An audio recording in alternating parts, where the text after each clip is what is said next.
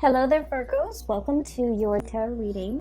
So, without further ado, I feel that the energy for this reading is really about, changes coming in at the very last minute. Okay, so I do sense some really major changes coming into the picture for you, and I feel like the message I'm getting is sooner than expected. But then at the same time, it's like very last minute, very unexpected. So that's what I'm getting, and it's kind of a contradiction. So let me just explain. I'm feeling almost like there's something that you have been thinking about, trying to manifest for a very long time. And I feel like for many of you, might be 2 years, the past 2 years, you're just like, I'm waiting around for it. And you're not one to, sit around idle and wait for the tides of change to come swooping in. You guys are very, productive. And you guys are quite like busybody. You like to stay productive. You like to be efficient with your time. So it's not like you're sitting there mulling around waiting for things to come in. So on the one hand, it's always, on the forefront of your mind that you want to implement something. You want to change something. You want to do a drastic move or something very, very, I want to say like, it's like a change that is quite drastic for a Virgo. It's quite a drastic change, okay? Because you guys are still a creature of habits. But I feel like you've been mulling over a situation for a very long time. And so it's always on the back of your mind. It's also, on some days, it's on the forefront of your mind. And so I feel like you've been waiting for the opportunity or the chance encounter or something to manifest itself. And so I feel like even though you've been waiting for it for a long time, the way that it comes in, it's like when you've given up hope or when you just like kind of clear it or maybe even move it from the forefront of your mind into the back of your mind and focus on other things and, finding enjoyment and still moving on with your life. That's when this major drastic change is going to come in. And so it's coming in at a very, I want to say opportune moment, but also very unexpectedly. Okay, so that's what I'm seeing. I saw 2 images for you, and I feel like the first image is definitely in relations to your love life. The second image is other things that are, that it might have to do with this change. So let me just relay the first information first, and then we'll talk about the 4 cards, because it seems like the reading is split this way. So first of all, I see this man. He's wearing a coat. It's like autumn. He's at a park. It looks like Central Park. It looks outdoorsy. Lots of people around, but not so much that it's crowded. There are a few pigeons on the ground. And he's wearing like a brown coat. He looks very handsome. Like he's, probably 35, 40 at the latest. And he has like a little Ziploc bag of like breadcrumbs. And so he's kind of casting it onto the ground, and the pigeons are like pecking at it. And so he's doing this. He's in a very calm state, but he's thinking about somebody. Okay. It looks to me like, he's on his lunch break, taking a walk, feeding the pigeons, or maybe he finished his sandwich and there are breadcrumbs in that bag, so he's feeding the pigeons. But either way, he looks like he's in an office type of a work environment, because he's dressed like, loafers and slacks and a shirt without a tie and a brown coat, like a brown trench coat. And so he's thinking about somebody else. He's thinking about somebody. And so the scene kind of splits in half, and there's another image. While he's feeding, there's another image of a woman. She's really pretty. She has blonde hair, and she has a mole, a very distinct mole on the bottom, I want to say right. Yeah, it would be the bottom right side of her chin. Like it's a small speckled mole, but it's very distinct for some reason. She has like red pinkish lipstick on. She's in the kitchen. She's wearing an apron. She has blonde hair. She's very young, like probably around the same age. She's cooking a pot of soup. So a really big pot of soup. And she's tasting it from a ladle, and she's adding a little bit more seasoning, salt, pepper, whatever it is. And then she turns off the stove, like it's ready, so she turns it off. And she's looking at the stove, then she looks at her living room, and she's alone, you know, in this house, in her space. And she's kind of thinking like, you know, this is such a big pot of soup. I wish that that other person were here to enjoy this food with me. So it seems like there is a situation where the two of you might have been broken up. I do see, you know, the split scene as in two people that miss each other, that long for each other's company, that's heavily thinking about one another. That's like the whole concept about sharing food, cooking for one another, you know, I guess connecting through food. It seems very nurturing. It seems like it might have been a relationship where there's a lot of community, there's a lot of caring, there's a lot of tenderness, there's a lot of like, you know, mutual affection, and you know, it's not like you wouldn't eat and cook for somebody you don't like, right? So I feel like in a way the relationship that the two people have had in the past might have been, you know, they might have shared space together, they might have lived together, they might have been married, they might have dated for a very long period of time where they're comfortable around each other and they care for each other. So whatever the situation is, there might have been a situation where two people have broken up and they're still longing to reconnect. Okay, so I feel like for majority of you that might be the situation, because he's on the park bench eating lunch possibly by himself and then feeding the birds, like he wants somebody to share that experience with him. And then she's cooking this big pot of soup and she's alone in the house, and she's thinking like, I wish that person were here to share this soup with me. So it makes me feel a little bit sad, but at the same time, I just feel like both people are very content. You know, they're going through the motions, they're still able to take care of themselves. So even if it was like a breakup or a situation where one person is no longer in the other person's life goes on. Like two people are still resuming their life. They miss each other once in a while. They're nostalgic for the past, and they miss that sense of companionship, I feel. There's definitely a sense of like, yeah, companionship. But you know, life goes on. No one is heartbroken and devastated and unable to function. Both parties are still able to function. Give me just 1 second, I apologize. Sorry about that. I was making tea and the water boiled, so I had to turn it off.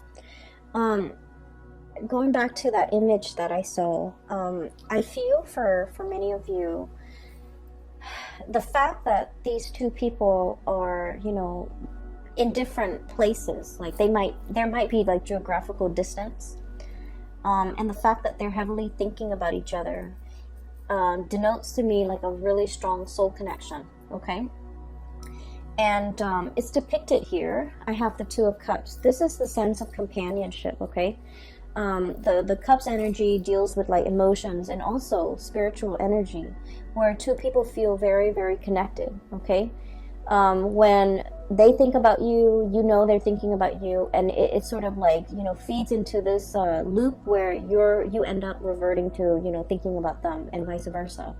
So it's a situation where two people are very, very deeply connected, really care about each other. There might be great compatibility as well. Really great compatibility between two people. So for you, especially if you're in a long distance relationship, I feel like there is an immense sense of longing, wanting to be together, wanting to connect, wanting to, you know, share the experience with another person. And then I also feel for others, there might have been a situation where it's like distance, like admiring somebody from a distance is what I'm seeing. I have here the Hermit, and the Hermit is a lonesome card. It doesn't mean loneliness. It seems to me like some type of remote viewing. some type of like distance associated with you and another person. And this combination, the Hermit and the Nine of Pentacles, admiring somebody from afar, admiring somebody's beauty, admiring the way that they look, and yet being so shy or so hesitant about letting them know how you feel about them.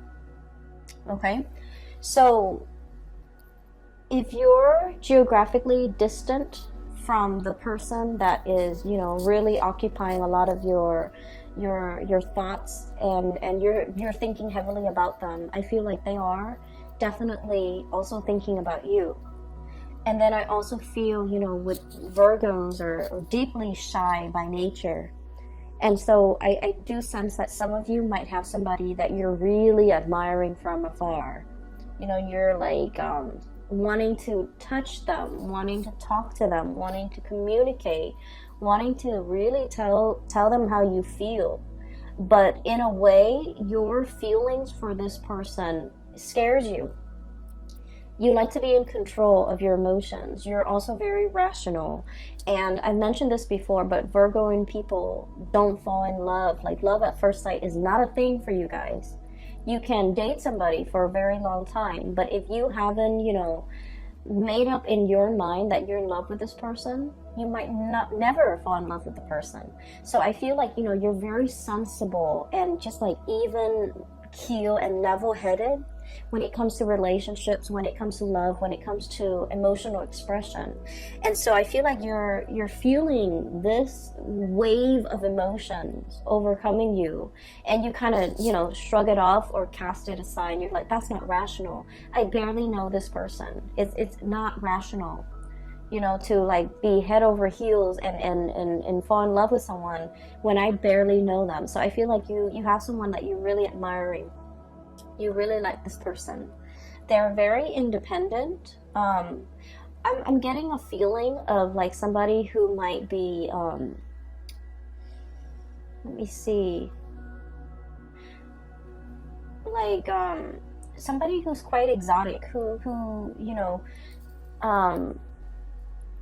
there's something unique about them. So the woman with the mole on her face, it's coming out, it's near her chin. So like, I feel like you're dealing with someone who's not stereotypically, like, it's not somebody that everyone would consider like classically beautiful or classically handsome, but for whatever reason, there's something about them. They have charisma, they have stage presence, they have magnetism. There's something that makes them very unique, and other people cannot help but stare at them twice. You know how there's some people, they're not classically handsome or beautiful by any stretch of the imagination, but there's something about them that's very alluring, and I feel like it has a lot to do with their confidence, the way they carry themselves, the way they carry themselves. Okay, this is a Nine of Pentacles, very independent, self-sufficient, bold. It's somebody who is like, on the one hand, they can be very earthy, very easygoing, not high maintenance. You won't catch them, you know, dressed to the T and like with full makeup on, or, you know, cologne and hairspray and grease in their hair or whatever. Like, they're not made up. They're just understatedly like just confident and put together without trying so hard. It's somebody that does everything with such grace and such ease, and I feel like because of that, a lot of people are very drawn to them. And then I also, going back to what I mentioned before, a lot of Virgo people, you guys are really deeply very shy.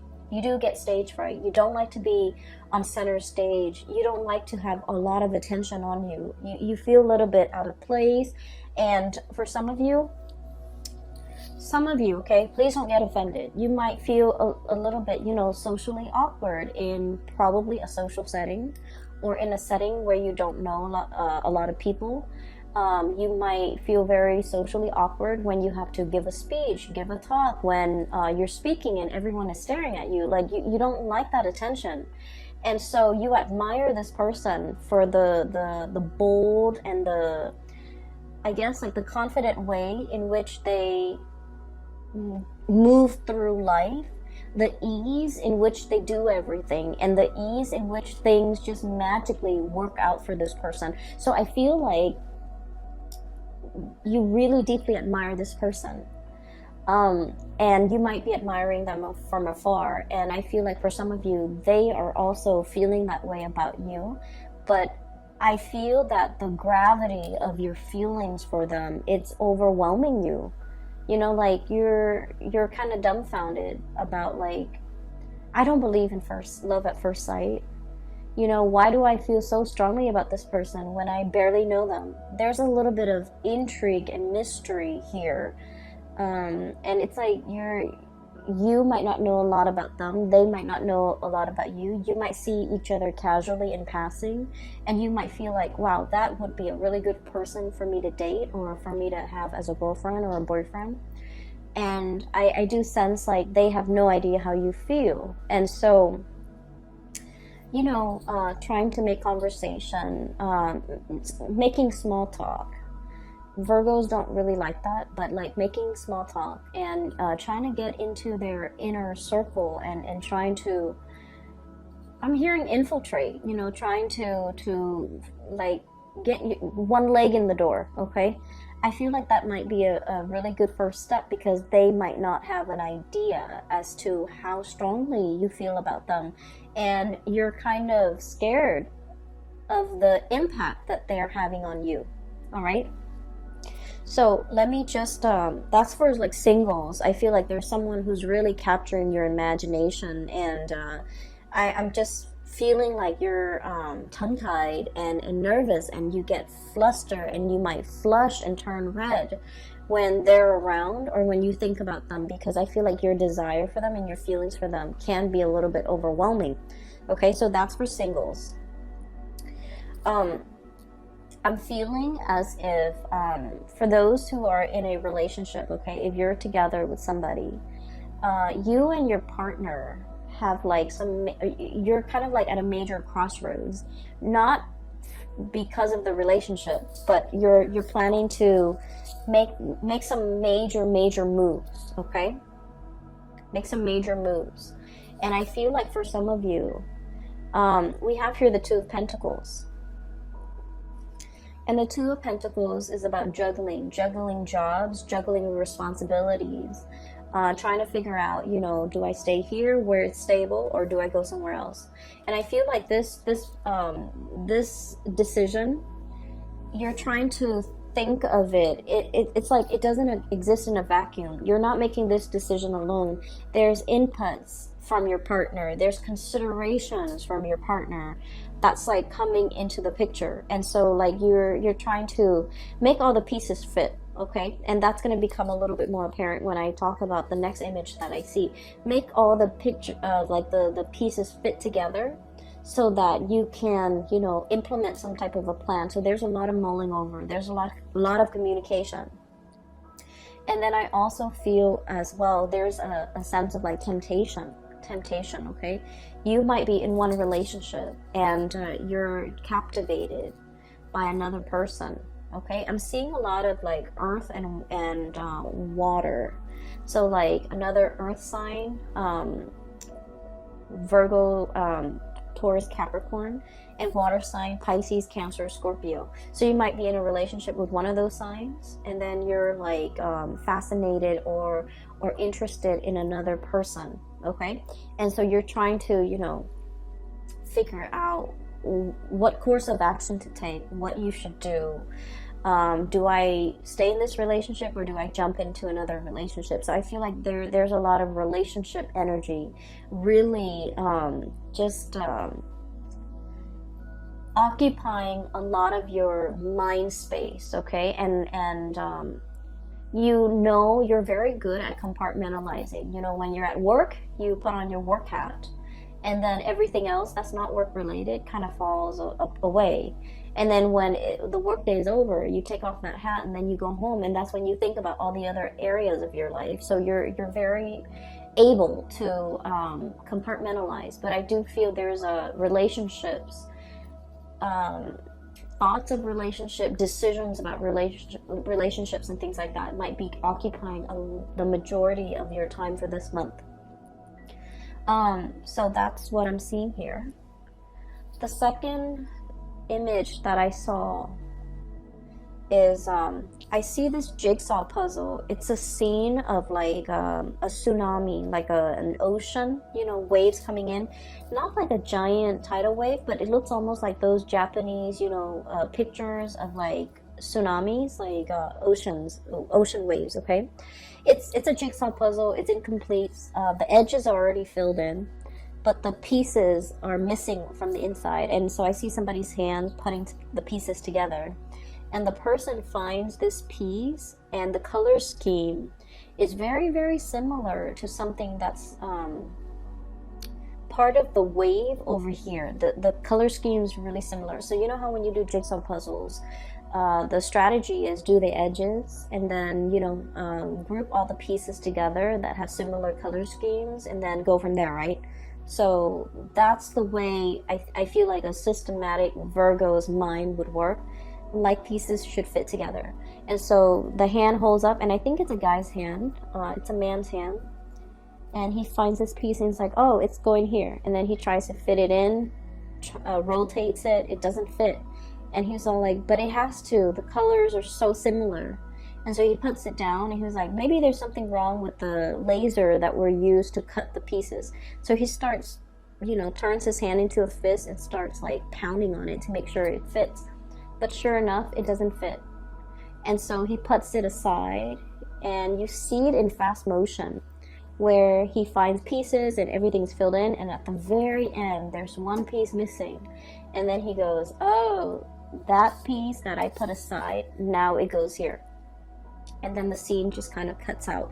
So what I'm seeing here, like I mentioned before, you know, there's a time and a place for everything. And everything works when it's supposed to, and everything falls into place when it's supposed to. If we, you know, try to change that logic and try to fit something where it doesn't belong, and we try to stomp it and pound it in, it's still going to resist. Okay, so I definitely feel like there was something that you thought was really right, like in your hearts of hearts, in your mind, no matter how much you mull it over, you're just like, it's perfect, it has to work, it has to work. And for some reason, it didn't work. For whatever reason that you couldn't even understand. I guess that reason was never shown to you, and even to now, you know, whenever that situation happened in your life, even now, you're still perplexed about it. And you're just like, well, it didn't work in the past, you know, and I don't know why it didn't work. What will happen now to make things work? So I feel almost like this, you know, it's like a infinity loop, you know, this things coming back full circle, where you're reminded of a time where you tried something and you were so 100% sure that, well, the colors are similar, the edges are similar, why didn't it fit? And now a similar situation is coming around, and you're just like, what if it doesn't fit this time? What if it flops on me? Right? And so I feel like there's something coming around full circle, okay? And whatever didn't work out before, it's going to work out now, because in the past, you forced it. You pounded it in. And I feel almost like you were so focused heavily on the details, on the, I want to say like you might have been focused on, I guess like it's sort of like wanting something so badly and making sure that it fits even when the physical environment was not right. Does that make sense? And I mean, it got to the point where the man with the jigsaw puzzle, he was like using his fist to kind of like hammer it in, but it didn't fit. And so they're telling you whatever that situation was that made you feel like you doubted your intuition, you doubted your judgment because you were so sure whatever it was, it's coming back around. And now you're in a much better space where you're not trying to make things fit, where you're not trying to force things, where you are operating from a place of wisdom and allowing.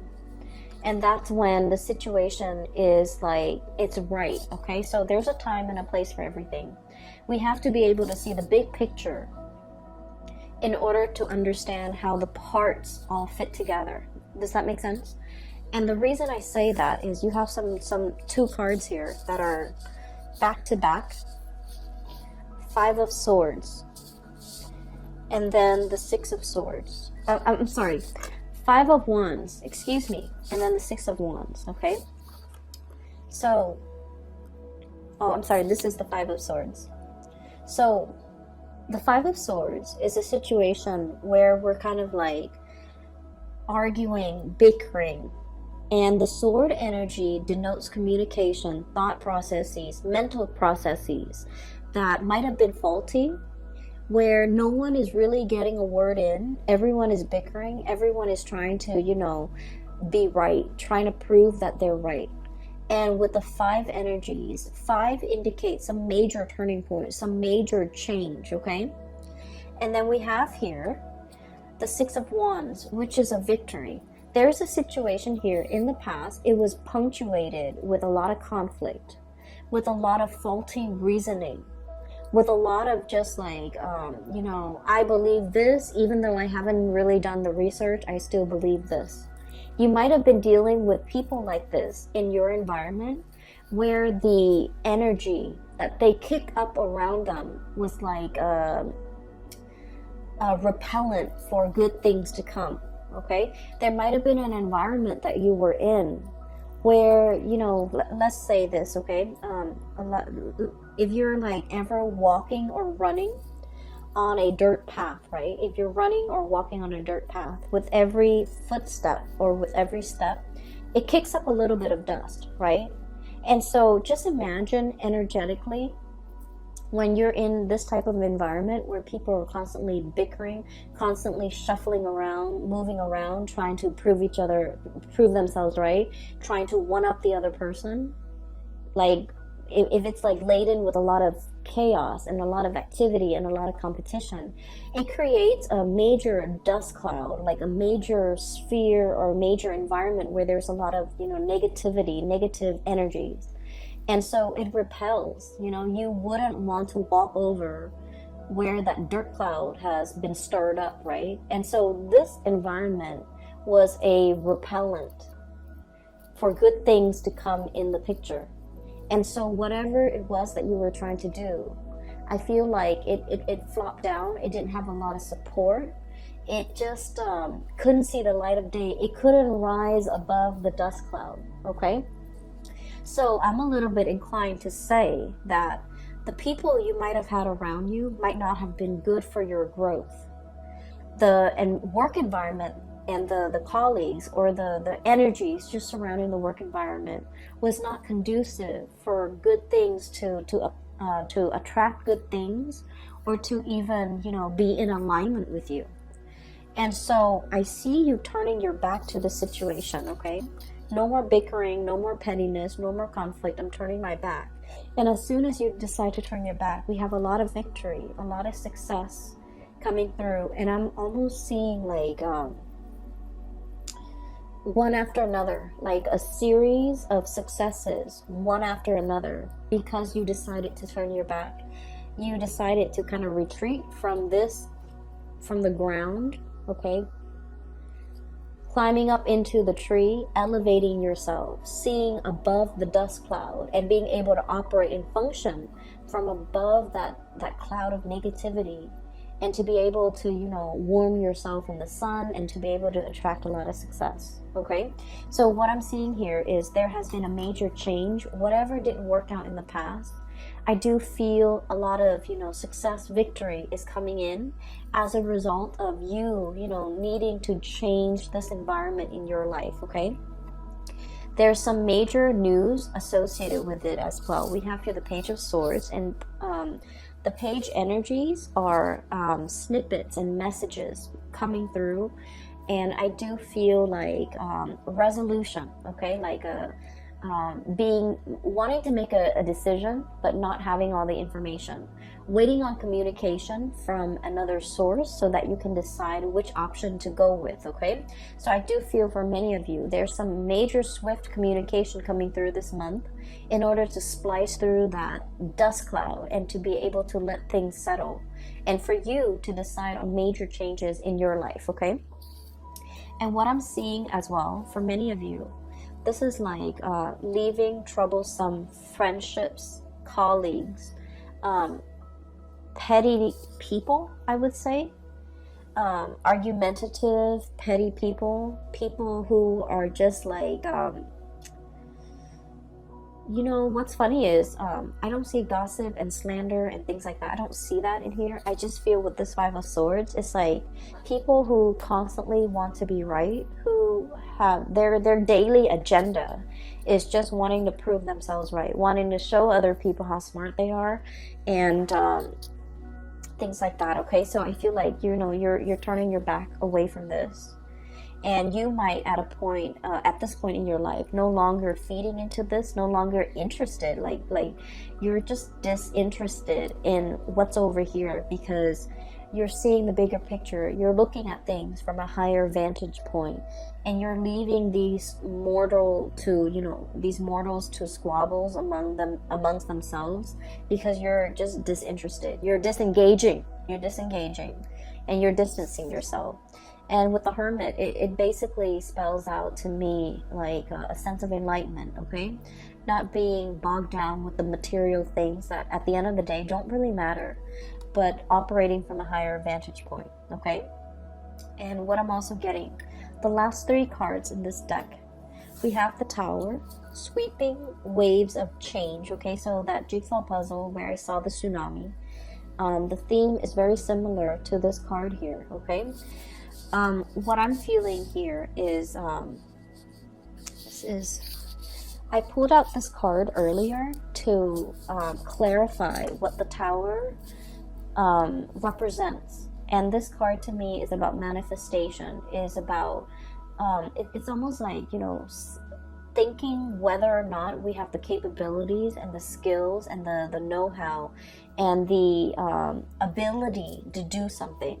I feel like whatever that situation was in the past that you failed at, or you felt like, I was so sure, why didn't it work out? It made you doubt yourself. I feel like it humbled you, but in a way, you know, it made you feel like you doubted yourself. It made you feel like you couldn't manifest. It made you doubt your capabilities. And so what's coming through in the process here is you have a lot of skills and a lot of talent. And I feel like this environment here did not give you an opportunity to shine. It did not honor your growth potential. It was not conducive for growth. It was not conducive for you to utilize your full talent, to display all your skills, all your assets, it just like, it stifles your growth almost, okay?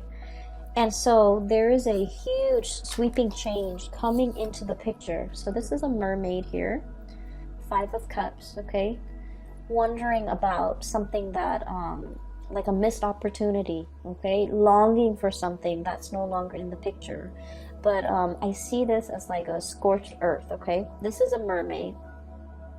And the classical like depiction of a mermaid is it has a body of a fish and a head of a woman, right? This is the opposite. This is a situation where this animal has to adapt to its environment, you know? It's not happy. It still like has a head of a fish. It wants to be in the sea. And yet the body had no choice but to adapt, to grow legs so that it could walk on land, because this environment is very parched. There's no emotional fulfillment. There's no spiritual fulfillment. It's just very parched. And so it's waiting for the rains to come and wash it away and to carry it to sea. And that's what I feel is coming here with the Tower. Sweeping changes, this big tsunami coming in and carrying you back into the sea where you can, you know, resume your form as a mermaid. okay, like the traditional standard mermaid form, face of a woman, body of a fish. And she is now in an environment where there's water, where there's life, where there's emotional fulfillment. And so there's something major here that will be coming through in the month of December. And I do feel like it's going to bring you to an environment where you belong, because wherever you are right here is not meant for you. It's there's no growth potential. There's a lot of dryness, and I'm seeing like, you know, just like it's an environment that's very dry. So for many of you, you might be changing jobs. You might be moving from a really dry, arid environment like the desert to a place that's in the tropics, that's by the sea, that's a lot more, I want to say, like, it's just a lot more conducive for growth, okay? And we're not just talking about like a place that's green and lush and things like that. We're talking about emotional, spiritual growth. We're talking as well career growth. We're talking as well, you know, being in a new environment where you're able to develop to your full potential, where people appreciate all that you have to offer and they don't take you for granted, pretty much, okay? So that's what I'm seeing here. Once again, it's like the change is long coming, but it's gonna swoop in very, very quick. And that's a contradiction, but for whatever reason, I just feel like you've been waiting for it for quite some time, but it's going to come in very unexpectedly. You're kind of bookended by two major arcana cards here. We have the Hermit, taking time to yourself, being deep in contemplation, and really figuring out, you know, what's the next step in your life. And then once you have that figured out, once you've reached that space of wisdom, that's when the Tower will bring about these changes that you've been wanting for a very long time, all right? So I'm going to leave it at that. I do wish you all the best for the month of December. Once again, I apologize for the delay with this reading. I hope it finds you well still, and I hope it is relevant and applicable and might be helpful for you this month, okay? I will be back next month. I will talk to you later, Virgos. Take care of yourself.